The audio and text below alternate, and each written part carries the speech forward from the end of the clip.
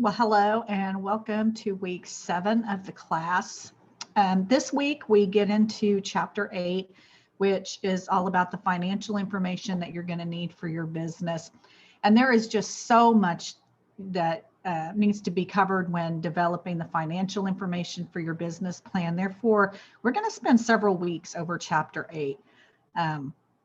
And this week, we are going to focus on the startup and operating budget. Now, normally, whenever I'm working with a client to develop a business plan, I always start with the process of having them develop a startup budget and an operating budget. And the reason I do this is because it's a really good first step into testing how feasible your business idea is. Because let's face it, even if there's great demand for your product or service, if you can't get the funds to start the business and keep it operating, then it's not a feasible idea to move forward with. And also by going through this process, you might begin to realize that while you can't start the business on the scale that you intended, you may be able to reduce startup and operating expenses by starting your business on a smaller scale. So for instance, if you're thinking about starting a retail art store, but that's going to require too much money either to start up or to continue operating, you could start on a smaller scale by operating an online store. Now, startup costs are the expenses that your business is going to incur before your business actually begins operations. So these costs might be associated with opening a new business location, maybe purchasing a business, purchasing beginning inventory, buying any other materials such as printers or stuff that you're going to need to start the business. Now, if you're starting a brick or mortar business, you may have startup expenses, which include, things like utility deposits, rent deposits, remodeling expenses. And then on the other hand, if you are a service business and, maybe you're not going to have a physical location, there could be other expenses that you would have, such as, I don't think anyone here is going to be an electrician, but, if you were an electrician and started a business, there would be some permits that you would need to get in order to operate and be legal. So your startup expenses really do depend on what kind of business you plan to start. Operating expenses, on the other hand, are those expenses that are reoccurring, that you're going to have every month, every quarter, whatever, some kind of regular basis.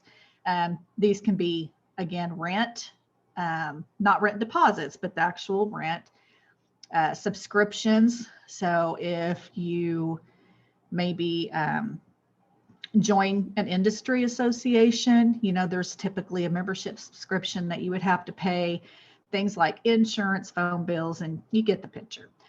So I'm providing two simple templates that you can use to develop your startup budget and your operating expenses. So let me share those with you now.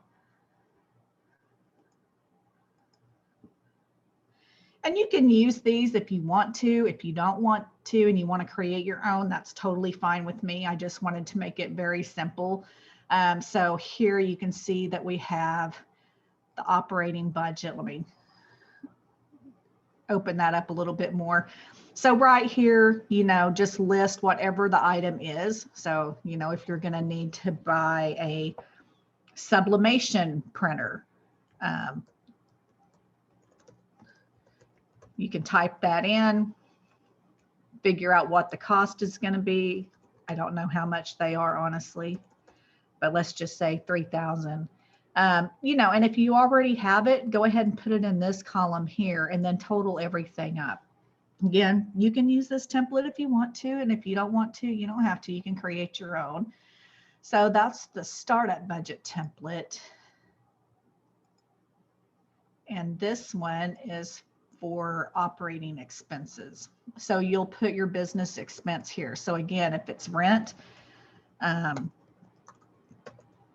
because you're actually renting a physical location, and let's say the rent is $500 a month, obviously you're going to have that every month throughout the year. And these up here do stand for like month 1, month 2. I didn't use like January, February, March because you don't know when you're going to start your business. So we do it by month instead of by actually calendar names. And let's say that you have a membership subscription to an association. Perhaps that is $200 for the year. So you would just have that cost up front in month one, and you wouldn't have that cost the remainder of the year. So you just go down the list like that. And if any of you have questions, you're more than welcome to give me a call. Of course, you're welcome to email me, but I also want you guys always to remember that you're welcome to call. You have my cell phone number. Okay, so let me stop sharing here. And that's it. So that's what we're going to do this week. So again, chapter 8 is something that we're going to spend several weeks on, because the financial information is just something you cannot go over and learn in just 1 week. So we'll start here. Okay. Well, I hope you guys have a good week, and I'll talk to you soon.